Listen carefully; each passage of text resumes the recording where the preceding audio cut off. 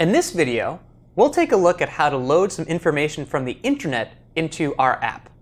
Now in the last video, when we wrote our Pokédex app, we just hard-coded that list of Pokemon. But what we really want to do is load in all of that information from some resource on the internet so we don't have to hard-code it ourselves. The way we're going to do that is by utilizing something called an API, or Application Programming Interface. You can think about an API just as some code that somebody else wrote in a way that's designed for you to be able to easily use it. So the API that we're going to use is just going to return some data about Pokemon, and the format it's going to return that data in is called JSON. So JSON stands for JavaScript Object Notation, and it's this format that originally was used with just the programming language JavaScript, which is a language you can use to write web applications. But it's really evolved to become a standard format to transfer data, especially when it's hosted on some server and you're using some client to read that data. So here's what JSON looks like. You can see it's a little bit similar to some of the maps that we've seen in Java, in that it looks like we have some keys. And then there's a colon that separates these keys from some values. So to start, we have these left and right curly braces. And these designate that this is an object. And inside of this object, we have three keys. And all of these keys are strings. The first one is course, the second tracks, and the third is year. Then we have a colon, and on the right side of the colon, we have the value that corresponds to that key. So the first value is a string, just CS50. This second value is a list, and this happens to be a list of strings. And then lastly, this third value is a number. In this case, it's an integer. And so you can see that with JSON, you can have a variety of different data types inside of this same object. And as you'd expect, you can also nest objects inside of each other. So the API that we're going to use is some website that someone else wrote called pokeapi.co. So let's check this out. So here's this API's homepage. This is pretty nice because it gives you a lot of information about the type of data that's going to be returned by this API, and this little sandbox where you can make requests yourself. So let's take a look. So it looks like the API request that we just made was to https pokeapi.co/API, makes sense, /v2, so that probably stands for version 2, so there's some version 1 around somewhere, but we don't have to worry about that. /Pokemon/Ditto. So Ditto is just a Pokemon. And then here you can see the information that this API is going to return. So there's lots of different information here. Some of these values are arrays, some of them are numbers, some of them are strings. And if I come down here and click on this View Raw JSON button, you can see the actual JSON that this API is going to return to us. So when we make a request to that URL, this is the information that we're going to get back. So the first thing we want to load from this API is a list of all of the Pokemon. So to figure out what I need to do, I'm going to jump to the documentation for this API. We're going to click on version 2, since that's the latest one. Why not use that? And then you can see over here on the left, there's lots of different information about all the different types of information you can get. So I'm looking for a list, so let me try clicking on resource lists. So it looks like here's some policies about how to use it. There's a Slack if you want to ask questions. There's some libraries. We're not going to worry too much about those. And now let's take a look at this resource lists. So this says calling any API endpoint without a resource ID will return a paginated list of resources. Great, that's exactly what we're looking for. We're looking for a list of Pokemon. It also says that I can supply a limit parameter. So if I only want the first, say, 151 Pokemon, it's really easy for me to do that. So okay, so this is basically all the information I need. So let's head back to that sandbox and give it a try. So it said to remove the ID, so I'm going to do that and just delete Ditto. And it also said that I can do something like give it a limit equals 151. So I'll give that a shot and hit submit. And now we can see we got a different API response. It looks like I got this response where there's this object with a key of results. The value for that key is an array with 151 items. And if I check out what each item looks like, This looks great. Looks like we have the name of each Pokemon, and then there's a URL there where I can get more information. So this is exactly what I was looking for. So this is the URL that I want to use to request that list of Pokemon. The library that I'm going to use to make a request to this API is this library that's provided to us by Google and Android called Volley. And if I open up the developer.android page here and look at the documentation for Volley, I can see there's lots of information here. And in fact, there's a tutorial to walk you through how to make a bunch of different requests, but we're going to do that together. The important thing on this page is getting what this library is called so I can add it to my Gradle file. By default, this library isn't included, just like we needed to include Recycler View separately. We'll also need to include this Volley library separately. So we can just take this and copy and paste it into our build.gradle file. So let's do that now. I'm just going to copy this, going to come back over here to Android Studio, and inside of my build.gradle file, I'm just going to add this line. Again, we get this little information bar about syncing, so I'm going to do that to download the library from the internet and put it somewhere that my project can use. So there we go. Looks like our sync was successful. So now we have that library that we need to make those API requests. One last concept that we're going to see while we're making API requests is something called a try-catch block. So Java supports this language feature that's called exceptions. And an exception, kind of as it sounds, represents when something goes wrong with your application that you need to recover from. So here's what this syntax looks like. So let's say that we have some object here, and it has a method on it called something. And this something might fail in a way that we need to recover from. And so inside of the body of this, it might say, I'm going to throw some exception. And that means we should stop running our program and respond to that exception being thrown. In the case of our API, the exception we're worried about is if the API returns some JSON that's invalid. If it's invalid JSON and we can't decode it into some Java objects, then we need to really recover from that because it just doesn't make sense to keep going trying to use some data if it's not formatted correctly. So this is the syntax we'll use. We start by saying try, followed by an open brace. And this just says that inside of these open braces, something is going to throw some exception. Then we'll have a catch block. And this catch block is where your execution is going to jump to if an exception is thrown. So here we're catching just some exception called exception. That's a class name, so it's just a type. And then we'll name that exception called E, and now we have an exception object. And from that exception object, we can do stuff. Simplest thing to do is just to print out what that exception is. So not only print out the message, but also a stack trace showing you where the exception was triggered and all of the different functions and methods that you were inside when the exception happened. So when we're decoding JSON, we're going to need to use a try-catch block, and that's the reason we'll need it, is to sort of handle this kind of error in our decoding process. So those are all the concepts we need to start loading data from an API. So let's add that to our app. So let's open up Android Studio again and jump back to our adapter. Since our adapter was where all of our original data was stored, so we're just going to make some modifications here. So this was our previous data store, just the static list. So let's get rid of this and say that instead of creating that list, let's just create a new empty array list.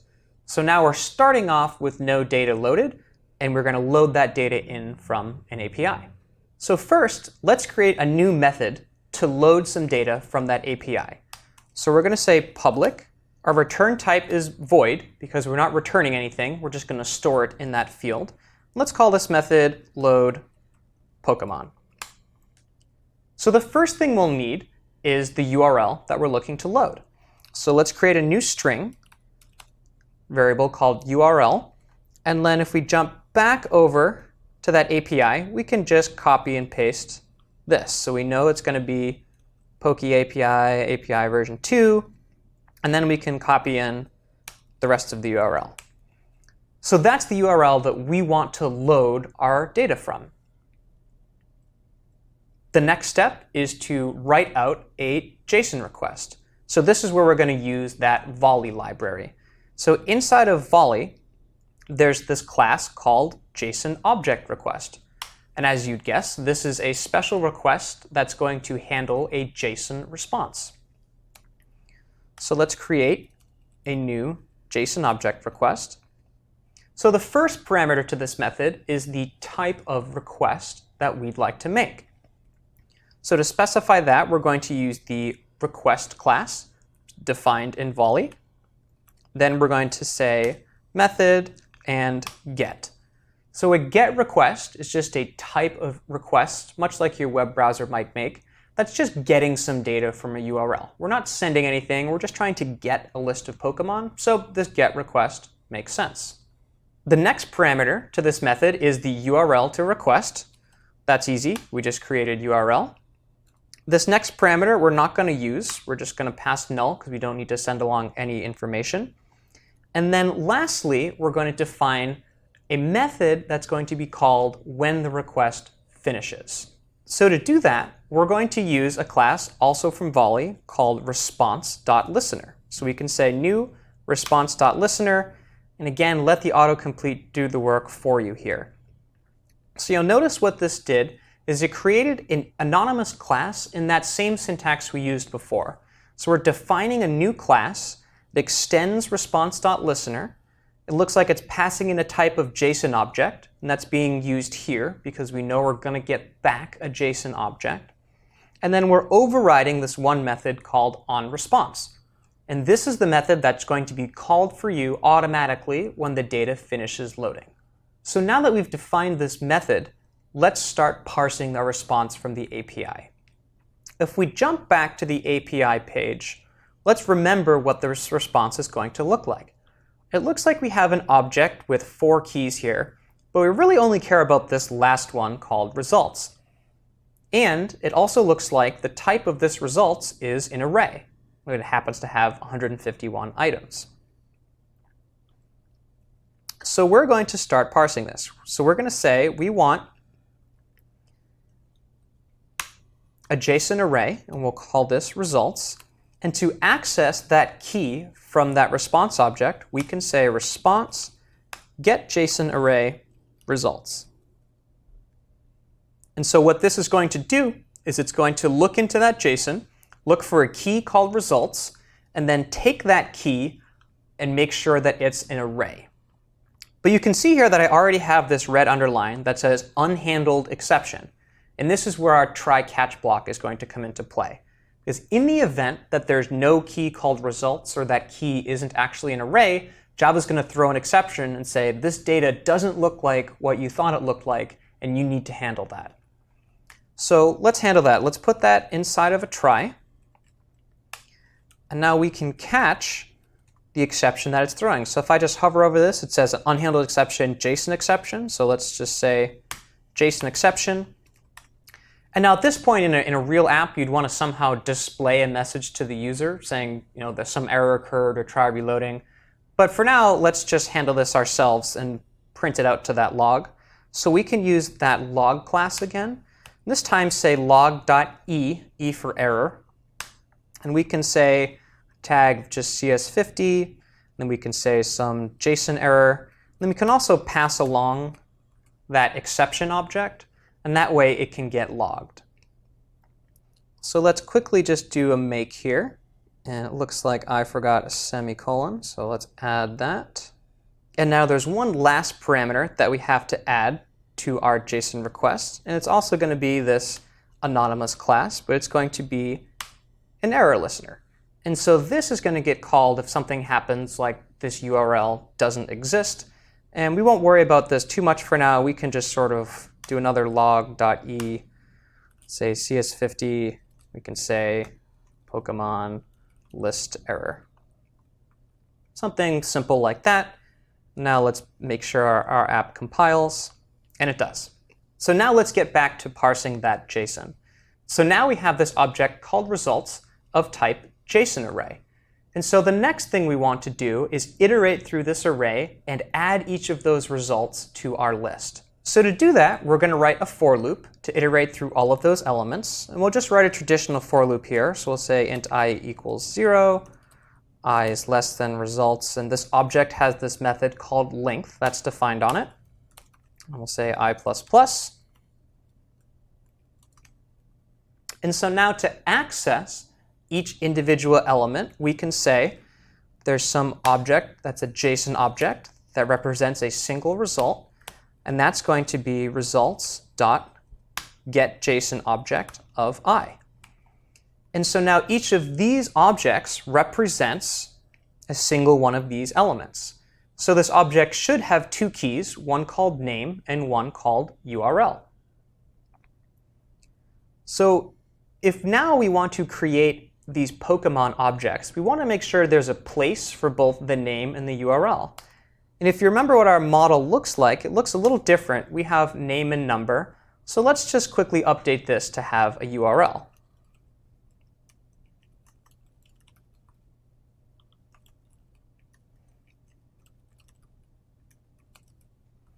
So we'll change the field name, we'll change the parameter, and lastly, we'll change our getter to be getURL and return URL. So now we have a place to store both of those things. So now to actually store them, we're going to say Pokemon.add, and now we can create a new Pokemon object. Remember that constructor takes two things. It takes a name, and so that's going to be result.getString, and that was called name. Just space this out. And the other argument is result.getString, and we called this URL. Now we'll add a semicolon, and let's make sure our app compiles. It looks like we're missing a, had an extra semicolon there. And now remember, we sort of changed that Pokemon object, so we got rid of this getNumber method. So let's just comment this out for now, and we'll come back to this later. So there's one there, and it looks like that's the only usage of it. OK, so now we should have a list of Pokemon objects, but this time loaded from an API rather than that static list. So the last thing we need to do here is to actually kick off this request so it actually starts running. So to do that, we're going to use an object called a request queue. So this is from the Volley documentation. You can read about that. But we're going to create an object of type request queue, and we'll just call it request queue. And if you look in the documentation, this object requires a parameter that's called a context. And right now, our Pokédex adapter doesn't have access to that context, but our Pokemon activity does. There's a method on activities that's called getApplicationContext. And so what we want to do is pass that object from our activity to the adapter. And that's pretty easy to do. Let's just create a constructor. So we'll say our Pokédex adapter constructor takes one thing. It takes a context. And we'll just call it context. And now with that context, we can create our request queue. So we can say request queue equals volley.new request queue. And this is where we're going to pass in that context variable. Inside of this constructor is where we can add our API request. So let's just say load Pokemon right there. Lastly, with this request queue, we want to make sure that our request is actually added to it. So when I say request queue.add request, this is what's actually going to kick off the request and actually make the request.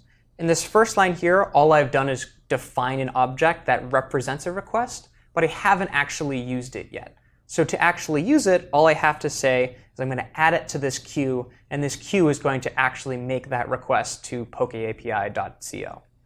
So we changed the constructor for our Pokédex adapter, so now we also need to change our main activity. So here's where we created the Pokédex adapter. And so you notice now that we have a syntax error, which makes sense because we asked the constructor to take one parameter. So we're just going to call that getApplicationContext. This is just a method that's defined on activity. So we're just going to call this, and now we can pass along that field that our request library needs. So let's give this a shot. Let's make sure that this compiles. Looks like it does. So let's now try running this inside of the simulator. Looks like we installed successfully, so let's open it up. Looks like nothing's there.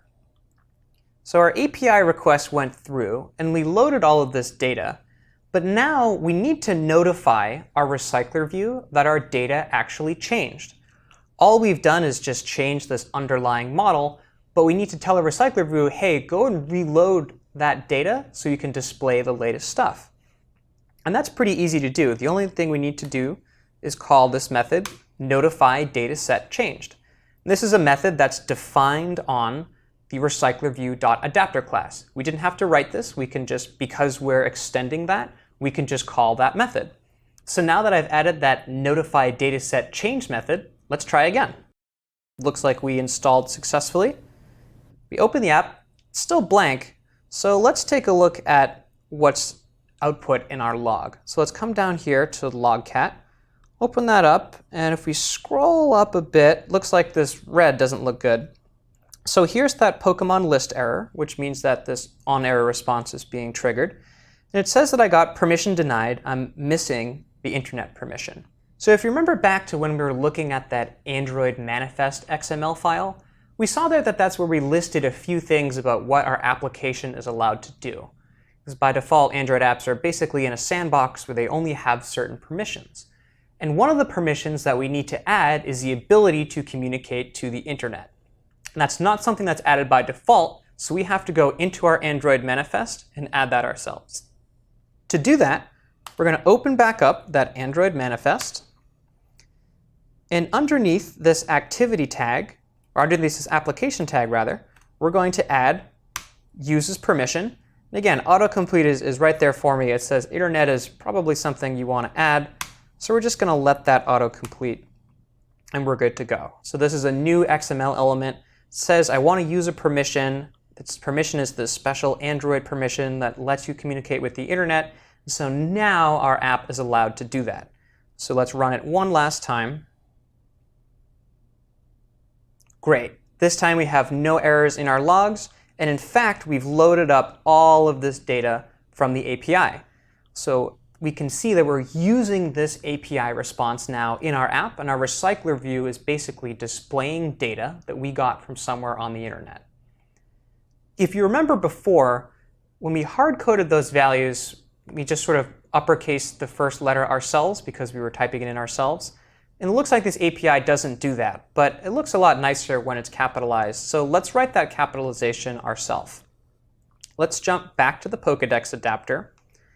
And now, rather than just using whatever field is returned under that name key, let's do something with that before we create the Pokemon object.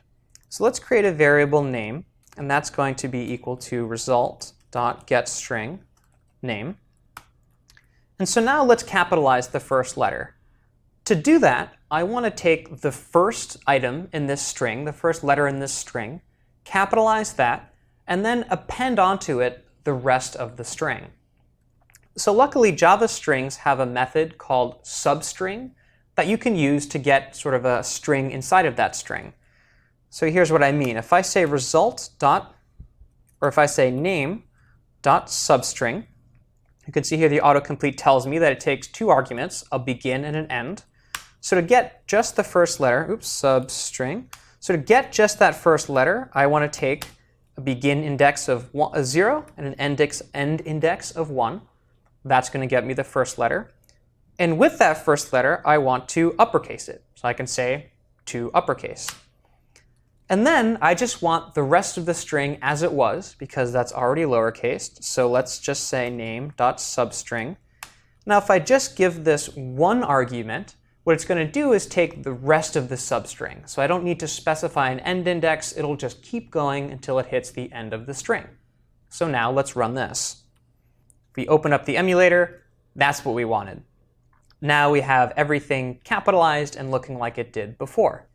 So now that we've loaded the list of Pokemon from this API, let's also load in the data about a single Pokemon. To do that, let's first jump back to the API to remind ourselves what that data looks like.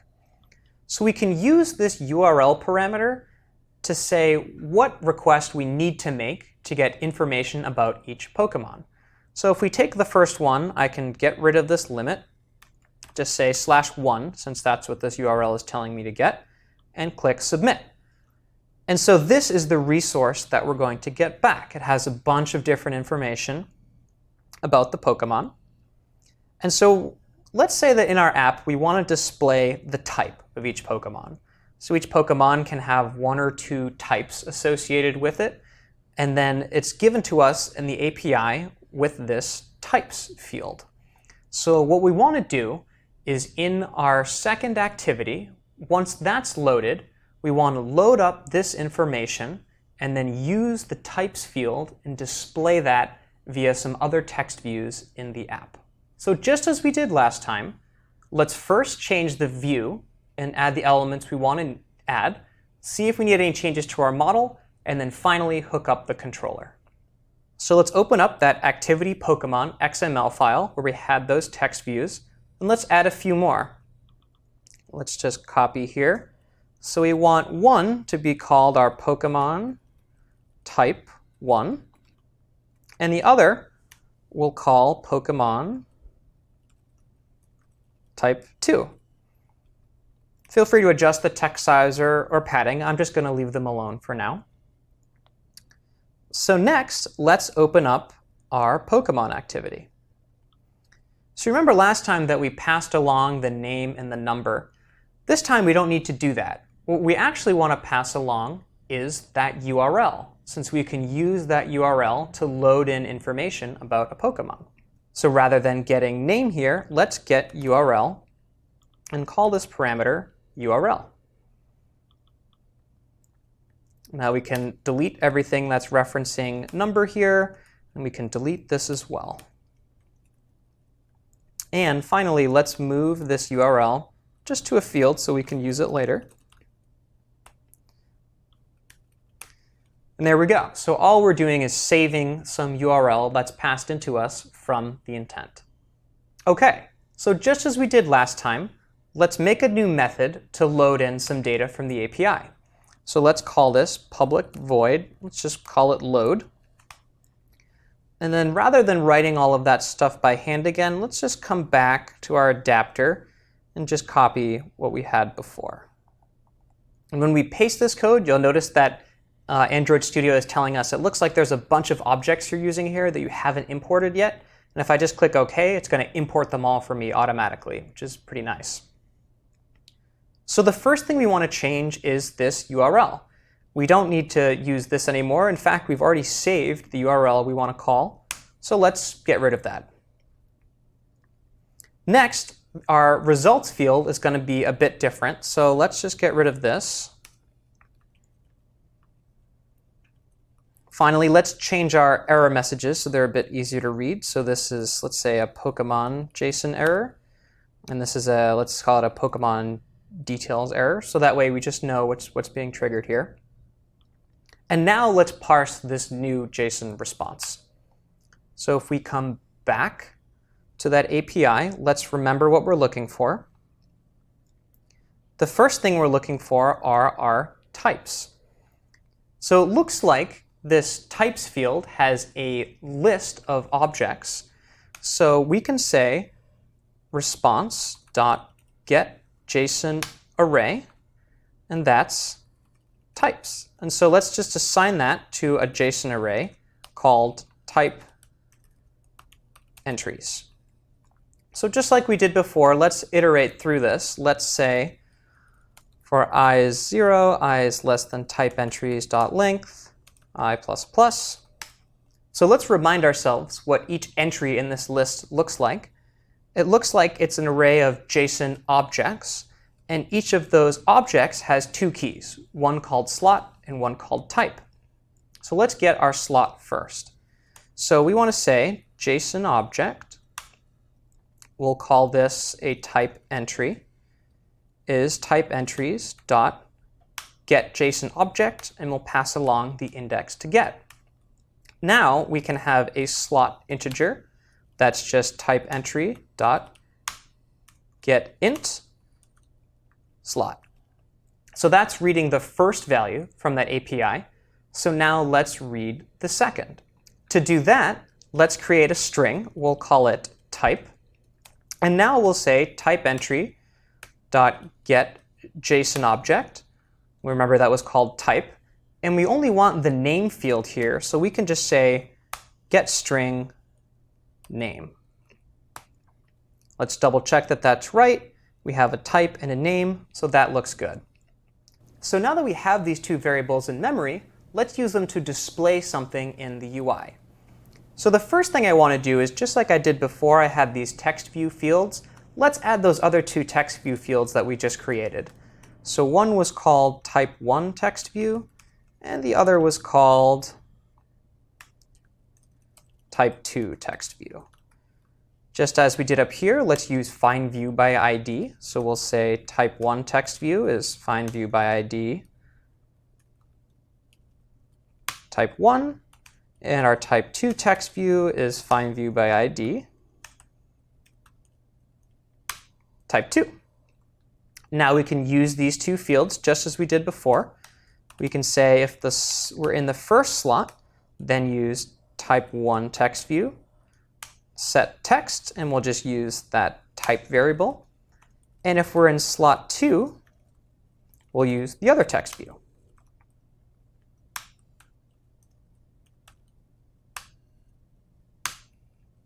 OK. And something else I like to do is just to make sure that those fields are empty, we can up here just say type1 text view. Let's just set that to the empty string and set this to the empty string. Sometimes when I'm making views, I like to use placeholder values just so I can get a sense for what the view will look like with real data. So this just makes sure that those are gone. And let's make sure this is type 2. OK, so that's the types. So let's add back in the name and the number since we got rid of those. So let's come back up here and do that. So let's jump back to our response just to remind ourselves what this looks like. So it looks like there's two keys we can use here. One is called name. That's just the name of the Pokemon. And the other is ID. And that's the number. So we're going to have the same code we had before, just using this API data. So we'll say my name text view. Let's set the text to be response.getString. It's called name. And our number text view, same thing before. We're going to set text. We're going to use string.format. Our format string is going to be 03D, meaning we want a 3-digit number. We're going to pass in response.getInt, and that was called ID. Now if we save it, let's compile, see if we have any errors. Doesn't look like we do. That's great. So the last thing we need to do is to pass in this URL to this activity. This was just this kind of second half. Let's go back to that first half. So let's come back to our Pokedex adapter and look at that click handler. So OK, looks like before our click handler was passing in an extra, one called name, one called number. Let's now pass in an extra called URL. And remember that our Pokemon object has this method getURL, and that's going to get that URL as a string. And so now we only need to pass that in because we're no longer using the name and the number from that object. We just care about that URL. So let's run this and see what happens. Looks like everything installed successfully. Here's our list, just like we expected from last time. And let's try tapping on a Pokemon. Looks like nothing happened. Let's think about why. If we jump back to our Pokemon activity, looks like we created this request, but Android Studio has this underlined in gray, and it says it's never used. And remember last time, before we could actually make the request, we needed to add it to that request queue. So let's create another request queue, just like we did last time. Say request queue. And then we can create one using that same line as last time. We can say my request queue is equal to volley.new request queue. Again, we just need to pass in that application context. Because we're in an activity, we already have access to it. So that's going to create the request view. And now let's use it. Let's say request view queue.add request. OK, and notice that same gray underline is also on this load method because that's never used. And so let's just call that method immediately when the activity is created. So after we've wired up all of our views, we've created the queue, now let's call this load method so we actually make that API request.